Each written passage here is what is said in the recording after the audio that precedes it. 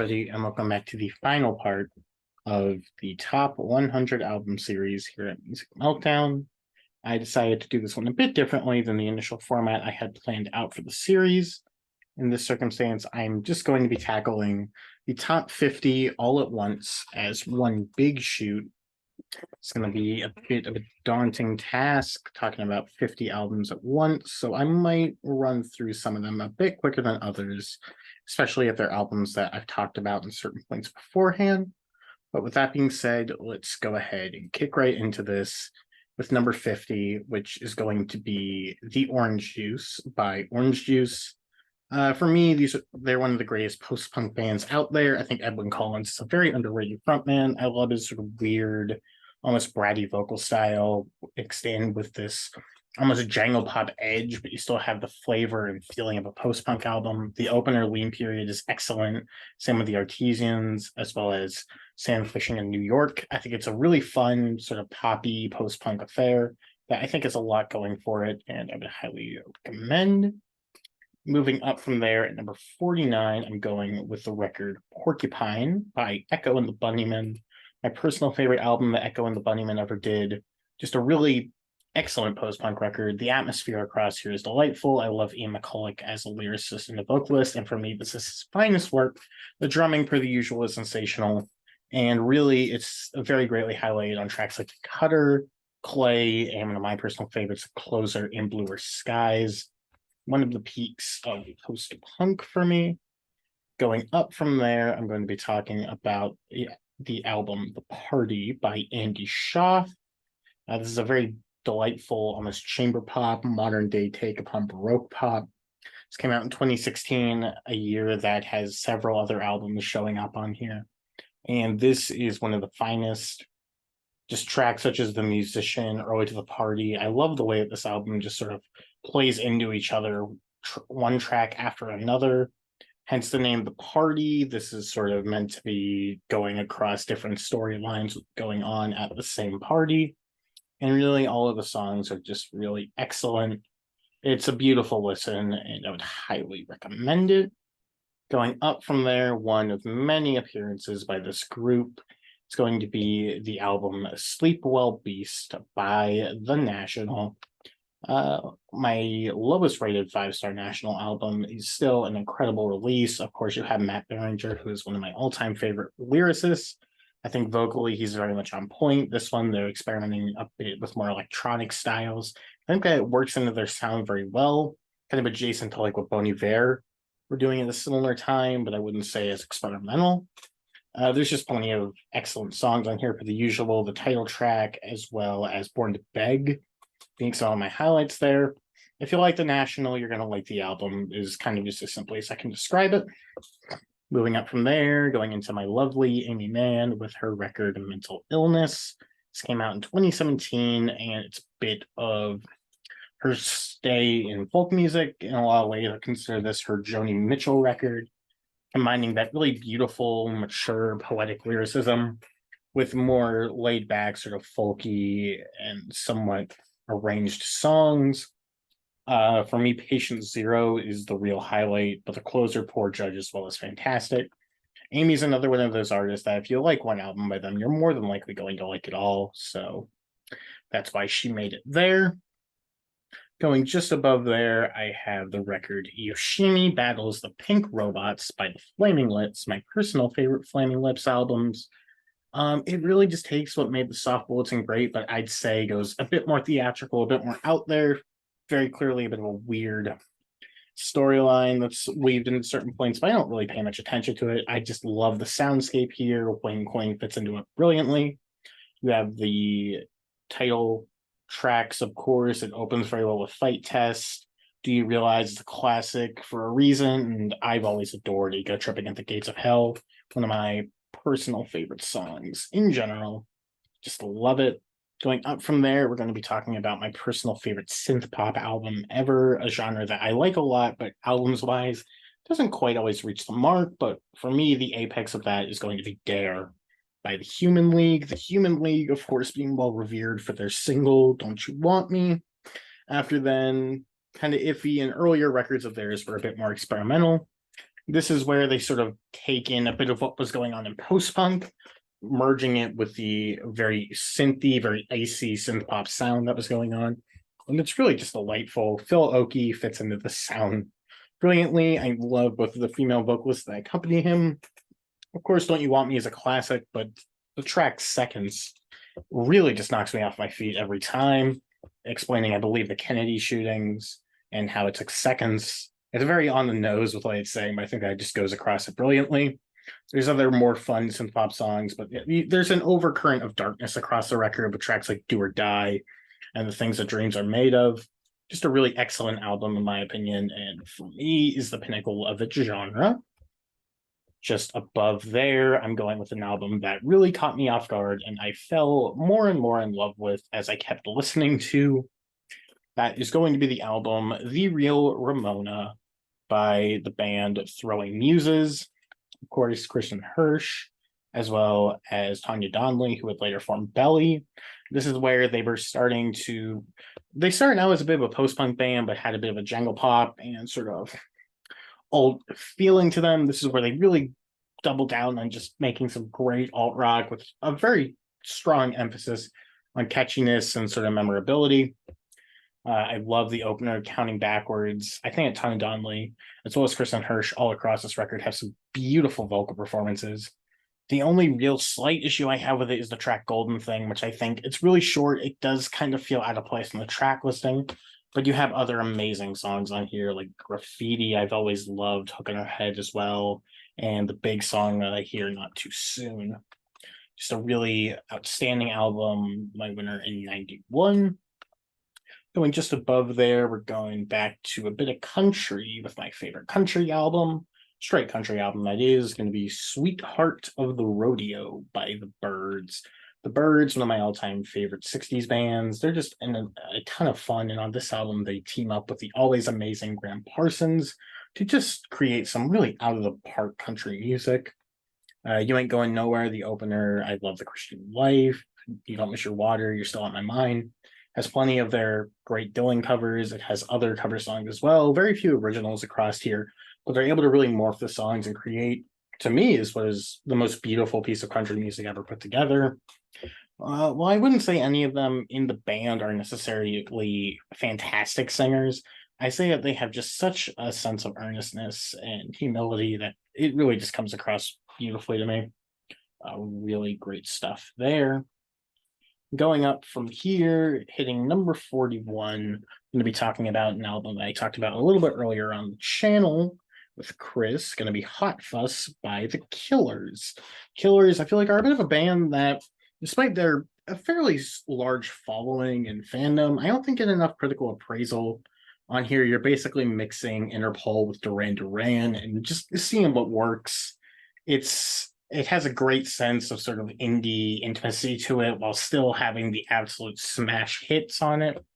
Mr. Brightside, somebody told me all these things I've done. Amazing songs for a reason, but the deeper cuts on here, such as Anti Your Star and Midnight Show, are delightful.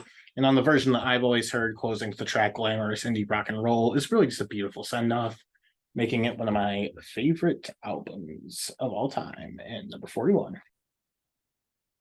Alrighty, after The Killers, we're marking into the top 40 range, going in with another album that I previously talked about on the channel, so going to keep it a little bit brief.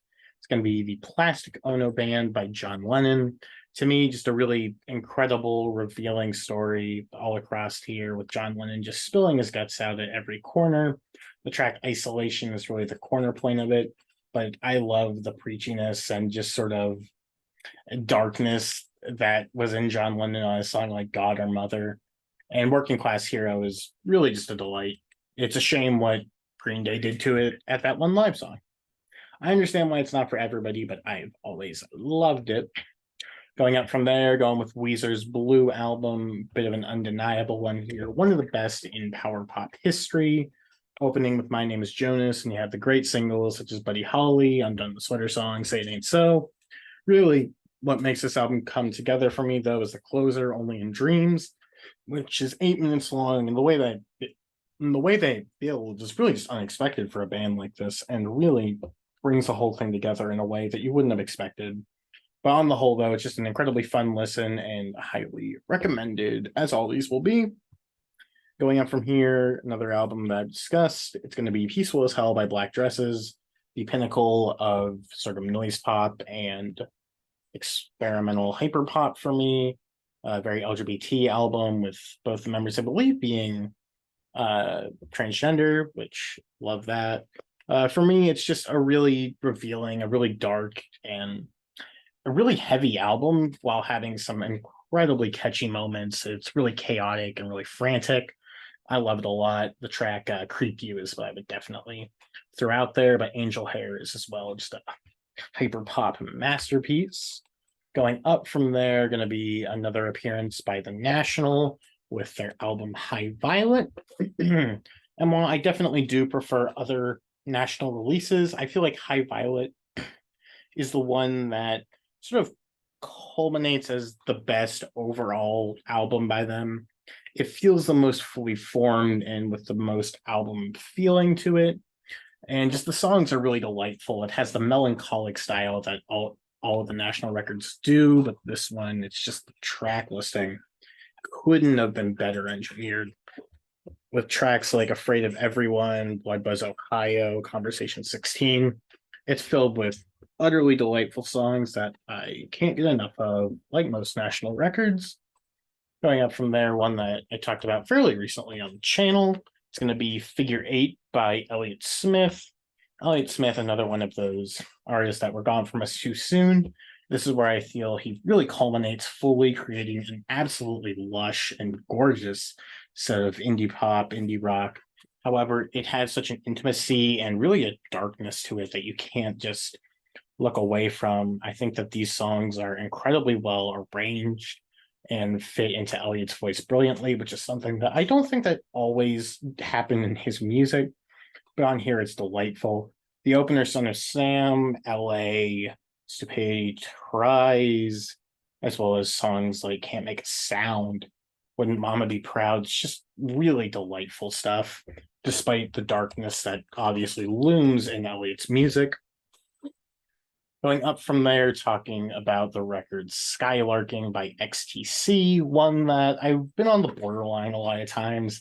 Is it a 4.5? Is it a 5? I think I'm to the point where I do determine this is a 5-star masterpiece. Just filled with some of the best pop songwriting of the 80s, but you still have that artistic sort of flair, Andy Partridge going across it. Heavily Beatles influenced, and with Todd Rundgren producing, it really can't go wrong. Summer's Cauldron is delightful. I love Grass. Season Cycle is one of my all-time favorites. Ballad for a Rainy Day is delightful. Mermaid Smiled, which is cut on some releases, I think is an outstanding song. And the way that it would close a Sacrificial Bonfire is delightful, but on the modern versions of the release, it has Dear God at the end, which to me is an incredible closing track. I know some people aren't as crazy on it, but I think that it is one of the best songs of all time for me. Absolutely love it. Going up from there, of course, talking about a classic, gonna be OK Computer by Radiohead. It's just essentially all that I could want in alt rock. It's very dark, it's very melancholic, it has a sense of wonder and intimacy to it that you don't get in other places. Everybody's already talked about this album before, so I want to highlight specifically the final 4-song stretch of climbing up the walls, No Surprises, Lucky, and The Tourist. Probably all being my 4 favorite tracks on the album. They're just all so dark, so brooding, but they have the sense of almost hopefulness to them throughout, which is a great way to describe this album. It's very dark, but there's still like a light sense of hope, I would say, through it, which I absolutely adore. And it's a message on this album that just keeps growing more and more poignant over time. Going just above there, I'm going to be talking about the record Animal by Margot and the Nuclear So-and-Sos. For me, this is kind of like the American take on a record like Funeral by Arcade Fire. It's very large. It has a big band accompanying it, but you still have Richard Edwards, who is, in my opinion, one of the best songwriters ever. Tracks such as At the Carnival and something like Cold Kind and Lemon Eyes, but even more than that, it's just, I'm really there for the arrangements, which on this album just are truly, truly delightful again and again. for me, it's just really outstanding, and I think that they have even better than that. So going up from there, talking about another one that I've gone over before, it's going to be Sister by Sonic Youth. This is one that I hadn't really gone back to since the Sonic Youth episode, but going back to it, I fell in love with this album again. It's pretty much a perfect cornerstone of the early, really no wave, experimental, dark stuff that they were doing, mixed in with what they would later go to do on a record like Daydream Nation. For me, it's outstanding. The opening track, Schizophrenia, Catholic Block. I love Pacific Coast Highway, White Cross. For me, this is just an incredible record that runs together their darkness, their experimental tendencies with what would later be their sort of perverted pop writing and more traditional rock structures. And it really does just culminate what I want Sonic Youth to be. Personally, I do think that records like Goo and Daydream Nation are excellent, but I think that Sister was their peak, personally speaking. And then rounding out the next batch of 10 here, it's got to be The Dreaming by Kate Bush. Her most out there, her most avant-garde, and for me, her most complete. It's incredibly out there, this album. She's going all over the place, and that says a lot for Kate Bush. These songs are incredibly frantic, incredibly sort of schizophrenic in nature. Her vocals are all across the register on this album, and it is just delightful. It has almost like a progressive quality in how it moves into itself, opening with Sat in Your Lap, then going on to There Goes a Tenor. Do you end up at tracks like the title track and Houdini? I think that for me, this is the best connection of Kate Bush's ambition with her natural beauty and just sort of accessibility.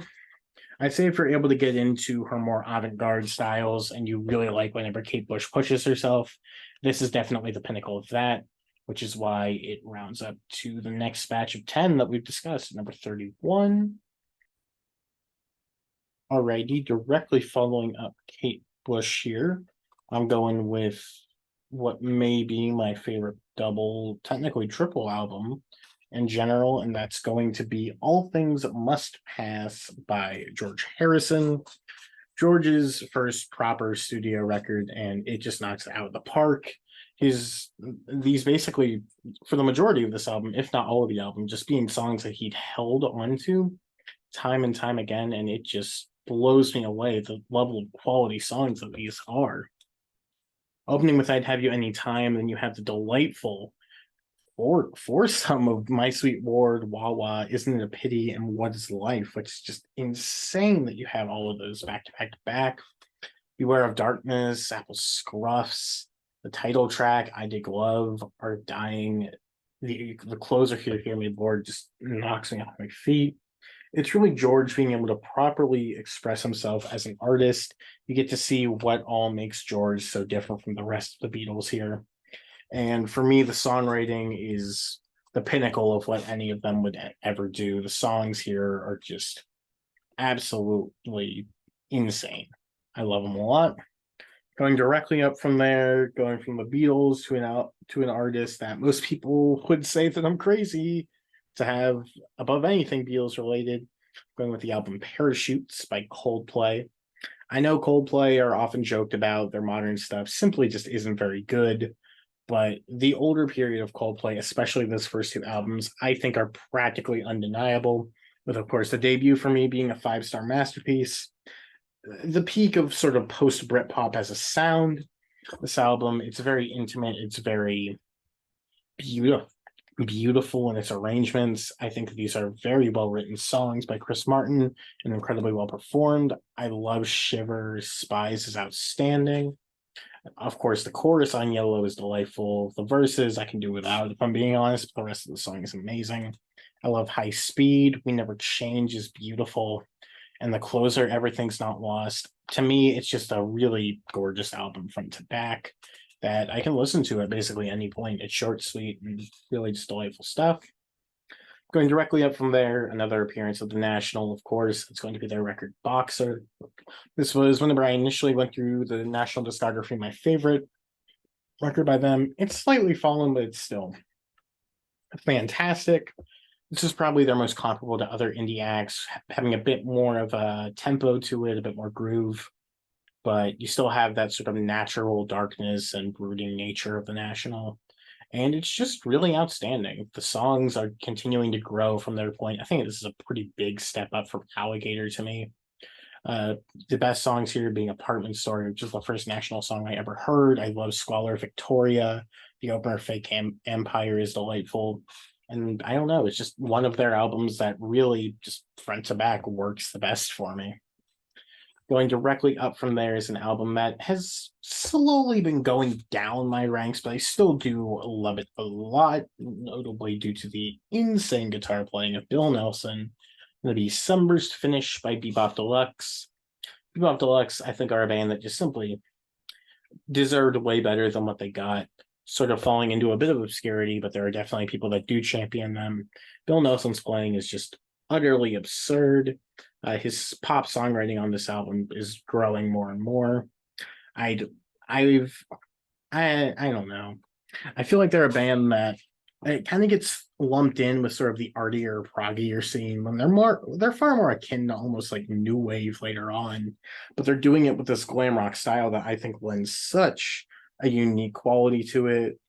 Tracks like Ships in the Night, Sleep That Burns, Crystal Gazing. I think this is just their finest blending of the pop writing that Bill Nelson would get into with the virtuosic guitar playing, with a great band beneath it. Just an excellent album.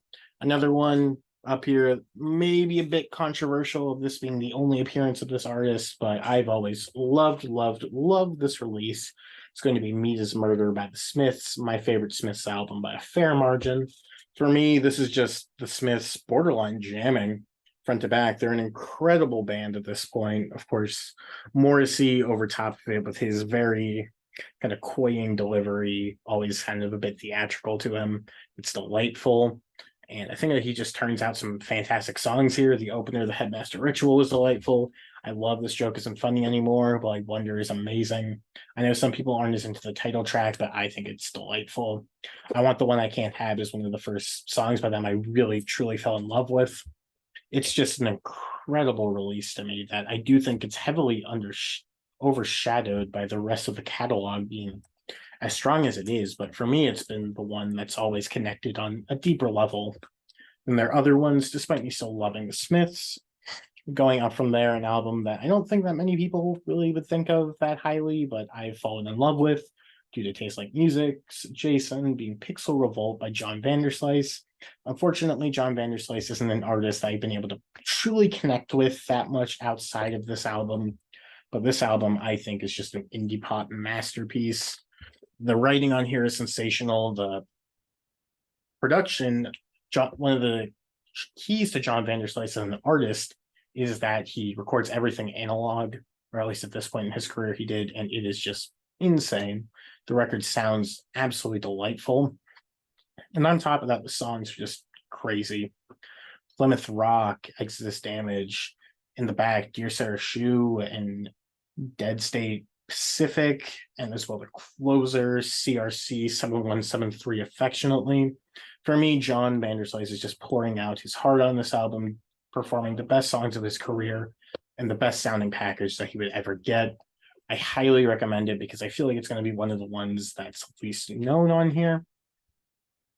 Moving up from there, going to go with an indie rock titan that has unfortunately fallen on Tower Days due to their lead singer being a piece of shit. It's going to be Funeral by Arcade Fire. I want to love Arcade Fire more than I do, but really it's just those first two records for me that I think are incredible. The Funeral basically being one of the pinnacles of indie rock as a whole for me. I think that this album is delightful with its sort of big band approach leading into their indie rock sort of theatrical, over the top stylings, and they're just beautiful. All the Neighborhoods tracks, of course, are amazing. I love Wake Up. The song Crown of Love has always been one of my favorites, and the closer in the backseat is one of my all-time favorite album closers. I think the sequencing here is divine, and really just the performances by the band, Win and Regine, are really just to die for. One of the best albums of the 2000s for me, going to be Funeral by Arcade Fire. Going one up from there, another amazing indie rock album, going to be Plans by Death Cab for Cutie. This is kind of one of their least edgy, at least emo, I would say, but you still have some of that quality from Gibbons' vocal style. But this is going in a far more sort of pop-based indie rock style. I feel like they heard a lot of what Modest Mouse were doing and realized we could pop up our sound and really just do great things. And on this album, I think it's really where Death Cab for Cutie blow up away and really just showcase the incredible band that they are. This being the best set of songs I think Gibber ever put out. Soul Meets Body is incredible. I Will Follow You Into the Dark is one of their biggest ones. I love Someday You Will Be Loved. What Sarah said, as I said in the Death Cab video, is still incredibly high up there, if not my favorite song of all time. I think that this album is just an insane indie rock release, and I don't really think that there's too many better. Although just above that one is going to be The Dust of Retreat by Margot and the Nuclear So-and-Sos. They're just a really incredible band. With this album being their debut and as well, I think their pinnacle, it has that sort of band approach that you'll get on Animal, but it has more of a direct sort of rocking style to it as well. Very twee, very indie, but you still have Richard Edwards' delightful vocal performances mixed in with his incredible writing. The track Skellington Key is outstanding. I love Janice Bring the Drugs. If you can make a track like Paper Kitten Nightmare as great as the band does, you're on a whole nother plane for me. Just absolutely sensational. Moving up from there, we're going to be talking about an artist that has really taken me over in the past couple of months here, somebody that I'm going to be covering very shortly, and somebody that I'm going to be seeing live in November. That's going to be Rufus Wainwright with his 2003 record, Want One. The Wants have became one of my favorites and one of my least favorite Rufus records, with this one really knocking me off my feet. It showcases his sort of Baroque operatic style very delightfully. They're very theatrical songs, but are performed in a very intimate and a very joyful light. The opener, Oh What a World, is beautiful. I love the tracks Movies of Myself and Pretty Things. I feel like this is one of his most personal records, exploring sort of the depths of his personality, his LGBT personality, as well as materials such as him being the father, him being the son of very well regarded singer songwriter Loudon Wainwright, as well as being in this musical family. And I feel like he goes across these things very well. It feels very interconnected to him as a person, and I've found plenty to absolutely love in it. And it's became an all-time favorite, clearly. So, Want One by Rufus Wainwright. Next up, I'm going to be talking about one of my favorite albums of the 90s, going to be Keep It Like a Secret by Built to Spill. Really, this is just Built to Spill fully coming into their own. While they were working there from Perfect From Now On, an album that I discussed earlier in this project, this is really where I think everything comes full circle for them. You have the great songwriting of Doug Marsh mixed in with the incredible guitar work and really just the whole band coming together. I don't know. The songs are incredibly memorable, incredibly catchy, but they still are just out there, monstrous guitar parts that really envelop them. Tracks such as The Plans and Carry the Zero. I love a track like Temporarily Blind or Time Trap. Really front to back. It's not too long. It's really lasts the perfect amount that I would want something like this to be. And just the writing and performances are outstanding, which moves it up even further. Another one of my favorite 90s albums coming right after it, one that I've seen some people not be as high on, but in retrospect, maybe it's due to what the rest of this woman's career has been, but I still absolutely love this album. It's got to be Exile in Guyville by Liz Phair. Really just Liz Phair going right with everything, utilizing her sexuality, her sort of angsty personality, and just really making a statement, I would say.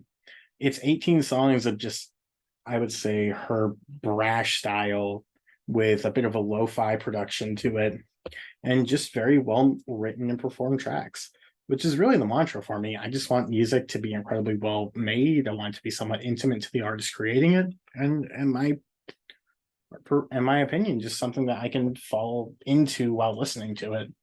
It's hard for me to really pick like an outstanding track from here because I think it works together so brilliantly. as a full project, and it really is one of my all-time favorites, being Exile in Guyville by Liz Phair. And moving just up from Liz Phair, we're going to be talking about one of my favorite artists ever, if not my favorite at the current moment. And my favorite album by him is going to be Hunky Dory by David Bowie. In another sense, this feels like one of Bowie's more intimate releases. He oftentimes would write from characters' points of view, and while I do feel like he is doing that across here, they feel more interconnected to him as a person to me. Despite that, the tracks here are just incredible. Opening with a brilliant pop song and changes. Afterwards, you have something like Oh You Pretty Things, which is delightful. I will admit, this album is somewhat flawed, and I'm starting to grow off it a bit, but I still do adore it, as you can clearly see. It's my number, 18 in general? It's still outstanding. 8-Line Poem and Fill Your Heart aren't amazing, and I've never been the hugest fan of Queen Bitch, but I think that they work together brilliantly as a full listen. When you have tracks such as Life on Mars, Quicksand, I love the Choose Some of Andy Warhol and Song for Bob Dylan, as well as the closer, the Bellway brothers. It really does just come together for me to be his finest artistic statement, and just an incredible release. Going one spot up from there is one of the best albums of the aughts. Gonna be Yankee Hotel Foxtrot by Wilco. I'm a huge Wilco fan, but even I, in my contrarian opinions, can't deny that this is just simply their best release. It takes everything that made Wilco brilliant in the 90s. You kind of take away a bit of their early country or flair, get in the pop songwriting of a record like Summer Teeth, and one with a bit of experimentation that they were doing with somebody like Billy Bragg and what Twee was doing in the Golden Smog. And it really does just create an outstanding release here. Tracks like I'm Going to Break Your Heart, Radio Cure, Jesus, etc. are amazing, but you still have incredibly fun numbers, such as War on War. You have Heavy Metal Drummer, Pot Kettle Black. But then you have these really atmospheric and amazing songs, such as Poor Places and Reservations. For me, it's just indie rock at its finest level, which is something that, as you can tell from this list, I hold very close as the style of music that really just connects to me on a level unlike most others. Going up one spot from there is going to be my favorite album of the 2020s. Of course, that is Jubilee by Japanese Breakfast. This album just continues to grow higher and higher in my list of all-time favorites. At this point, being as high as number 15 at this point, which is 16, which is crazy to think about because it's been in my life for such a short period of time. But it's just really the culmination of all the records that they've been doing before. It's just incredible. Paprika, Be Sweet, and amazing pop songs. I love a track like In Hell. Posing in Bondage is amazing. Slide Tackle. For me, it's just one of the most listenable releases out there. I can throw it on at any point in time and just find myself fully enveloped in its sound and its beauty. With the great writing of the band and Michelle herself, it's undeniable to me. Going up from there is an album that has really blown me away. One of the best of the entire 80s to me, which isn't going to be as represented as maybe it should be for some people, but we'll see. It's going to be Psycho Candy by the Jesus and Mary Chain. In some ways, almost the birth of noise pop and noise rock. Not noise rock, but definitely noise pop, I would say. One of the pinnacles in that scene. I'm reading on Cobus now, Beach Boys Melodies meet Velvet Underground's Noise, and that seems perfect. It's an incredibly noisy, incredibly distorted out release, but you still have this great, almost 60s pop writing style from the lead singers of the band, and they just come together brilliantly. The opener, Just Like Honey, I think is outstanding. I love The Hardest Walk. Never Understand is amazing. It's So Hard closes it brilliantly.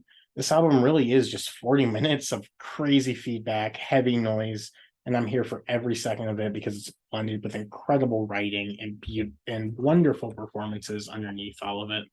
So Psycho Candy by the Jesus and Mary Chain. Just up from there, shout out to Tom because this is his favorite album of all time. Shout out to Joe for not getting it. Going to be In Rainbows by Radiohead. One that at one point as well was my personal favorite album of all time. It has fallen slightly, but it's still outstanding. Really, for me, it's just their pinnacle of everything they were doing up to this point. You have the almost sort of like pop rock quality on the track, like Jigsaw Falling into Place, where it's more kind of straightforward and rocking, but it still has the weirdness that comes with a traditional Radiohead song. You have the more atmospheric, weirder cuts off of their later period works. And you just have the absolutely crushing, heartbreaking songs like Videotape and All I Need. I think Body Snatchers is one of the all-time best second tracks on an album. Nude is delightful. Reckoner is one that's taken me a while to warm up to, but I adore it. And the closer, Videotape, I mentioned it already. It at one point was my favorite song of all time, and I still hold it very dearly. So it's going to be there as one of my all-time favorite albums. Moving just up from there is going to be Time by the Electric Light Orchestra, an album that I almost entirely tired myself out on. However, oh boy, do I just love it, love it, love it now. It's one of those albums that you can throw on any time. It's sort of Jeff Lynne meets synth pop, but you still have the incredible, of course, arrangements from the orchestra that accompanies the band. You have Jeff Lynne's amazing talents for pop songwriting, amazing vocal performances.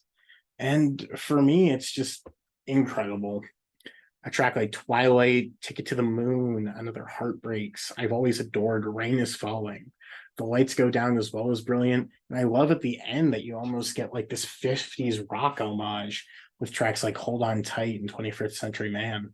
It's really a gorgeous, gorgeous blending of the time period that it came out in with the traditional electric light orchestra style. And I can't get enough of it.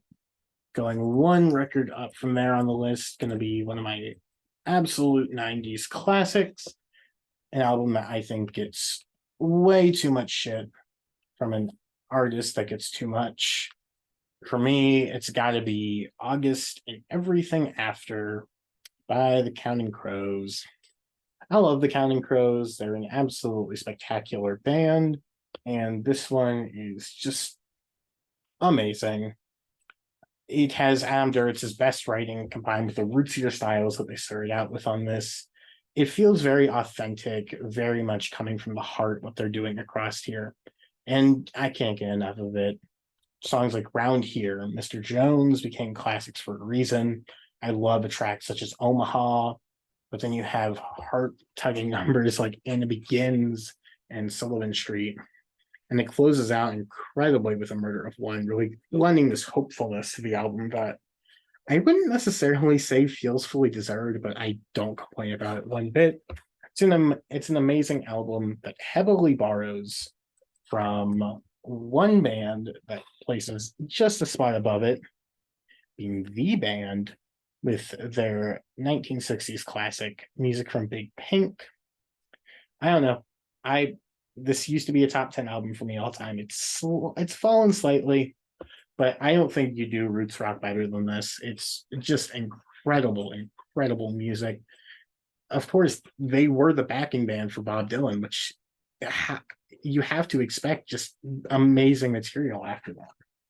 The writing is delightful. Songs like Tears of Rage, The Weight, Chest Fever being the obvious standouts, but you also have stuff like The Kingdom Come, Long Failed Bride, and Lonesome Susie. The harmonies across here are amazing, and really just sonically, I think it's one of the best of the entirety of the music, really.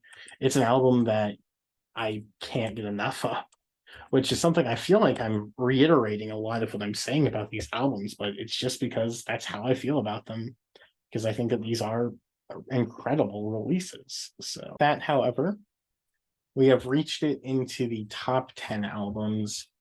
This was really tough to put together. These are basically all 10 out of 10 masterpieces. I love them a lot. However, number 10 is going to be the final appearance of the National with the one and only Trouble Will Find Me, which is amazing. It's incredible. There's not much really wrong I can say about it. I think it's Matt Berringer's best material ever put together. I think the band is at the apex of what they would do, very much almost like a cross between Boxer and High Violet because it has a great running track, but it's mixed in with the more contained to themselves songs such as Pink Rabbits, Graceless, Sea of Love, I Shall Install Demons. These are all amazing songs that put together create just an outstanding release. And while I understand the National aren't for everybody, they're a group that have really personally connected in a way that very few others have been able to. And I just absolutely adore the album, making it my number 10 in this current ranking. Going just above that at number 9, another appearance of somebody that's shown up once or twice before, and my favorite album by Mr. Stevie Wonder, going to be Inner Visions. This is one that took a while for me to fully get to. I listened to it once. I thought it was quite good. I gave it 4 stars at the time, which is insanity. Like I said, this is basically a 10 out of 10 in my opinion, a perfect release. Stevie is just at the height of his playing. The drumming, I say it before, I'll say it again. Stevie Wonder is my favorite drummer on this record and on all of his classic period. It's just to die for. The vocal performances are always perfection, and the songwriting is just amazing. There's not much less you can say about Stevie Wonder. He's just amazing. But this being the pinnacle for me, of course, being Inner Visions, but he's talking more globally, more worldwide about issues that are going on that he feels strongly towards, notably on a track like Living in the City. But there's still such gorgeous, gorgeous ones. Like Don't You Worry About a Thing. He's Mr. Know-It-All. I think Too High is a beautiful opener. And Higher Ground on here is just amazing. Really, it's an incredible, incredible album that I can't get enough of. Going up from here, gonna have some classic r/mu picks, with my first one being an album that I always loved, but this is at the peak that I've ever loved it. And I feel sorry for those who aren't as into it. It's going to be The Velvet Underground and Nico by The Velvet Underground. Surpassing Music from Big Pink is my favorite 60s album, and breaking into my top 10, it is just insanity how amazing this album is. And I tried listening to some of Nico's work outside of this, and I just wasn't able to get into it. But this is just amazing. It has almost like a poppiness to it, but you can definitely tell there's an avant-garde sort of artsy style corrupting a lot of these songs. The opener, Sunday Morning, is beautiful. I'm Waiting for the Man, being basically the first showcase of Lou Reed people ever get, is just everything I want from him. It's an incredible song. I love Femme Fatale across here. The middle tracks like Run Run Run, All Tomorrow's Party, and There She Goes Again are amazing. I'll Be Your Mirror is a beautiful vocal performance, and I really like the chaotic nature of the closer European Sun. But the culmination for me is of this album that really pulls it up this high is Heroin. It's 7 minutes long. It's incredibly daunting, almost challenging in a sense, but I think it's just incredible, incredible writing. Some of Lou Reed's best performances ever. I just absolutely adore that song, and which is a large reason why it's so high in my list right now. Going up from there, we're going back to Amy Mann. She has 2 in my top 10. Number 2 is going to be Bachelor number 2, or The Last Remains of the Dodo Bird. Maybe cheating, but I like to talk about the 20th anniversary edition because it has a few more songs that were on the Magnolia soundtrack, and it just really bolsters the album even more. Still, Amy, one of my all-time favorite writers. She connects with me on a level that very few other artists do. The tracks are beautiful. Her performances are delightful. I love her almost Baroque stylings, but it has this intimacy and this beauty to it that you don't get from other people. How Am I Different? Nothing is Good Enough. Red Vines. I love how it opens up, but you have slightly more upbeat tracks like the Follow the World Sound Optimist, which does not feel open, but I like how they really move in a lot of tracks from the Magnolia soundtrack on the 20th anniversary edition. Songs like Build That Wall and The One cover, as well as Momentum. As well, You Do closing this album is amazing.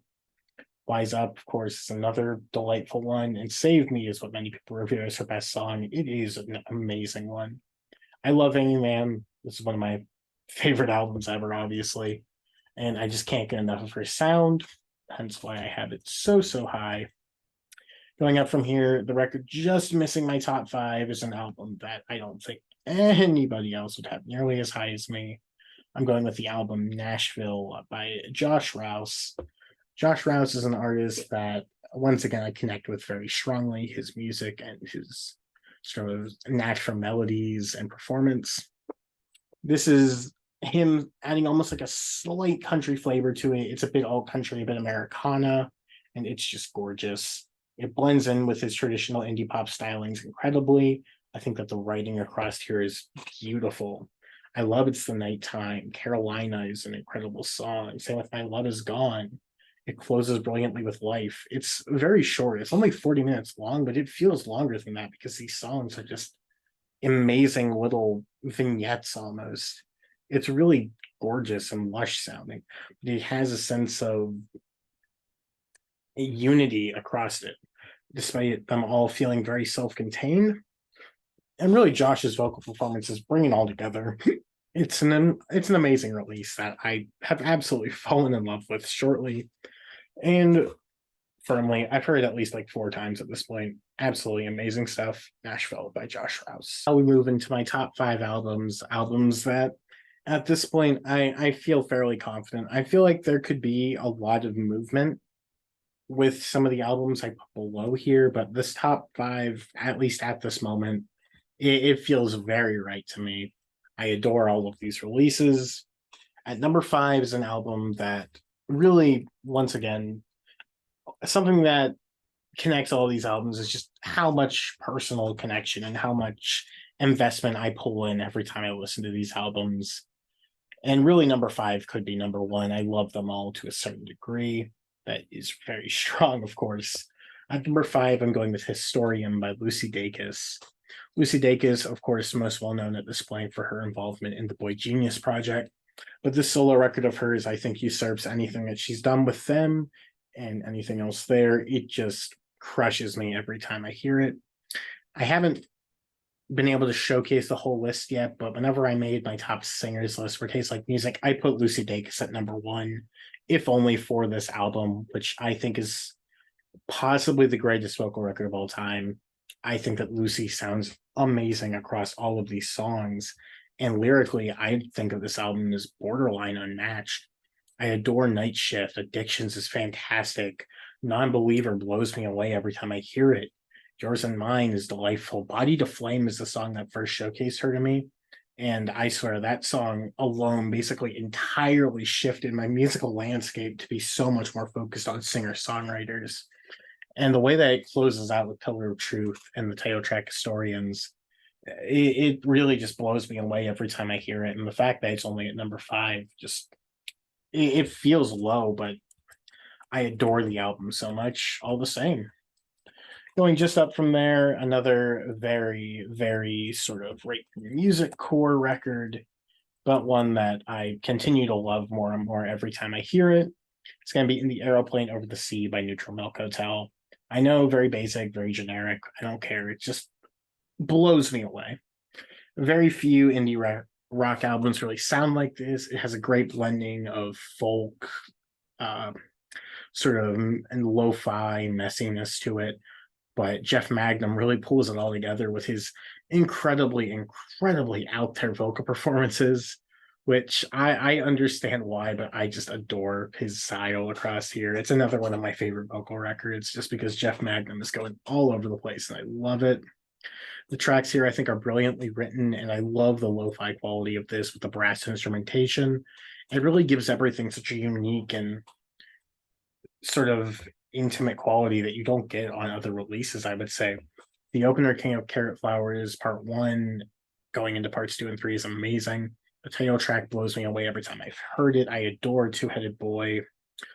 Oh Calmly is a really heartbreaking song. This whole record, in a lot of ways, is heartbreaking to me. I love Ghost, and the way that it closes on Two-Headed Boy Part 2 is just amazing.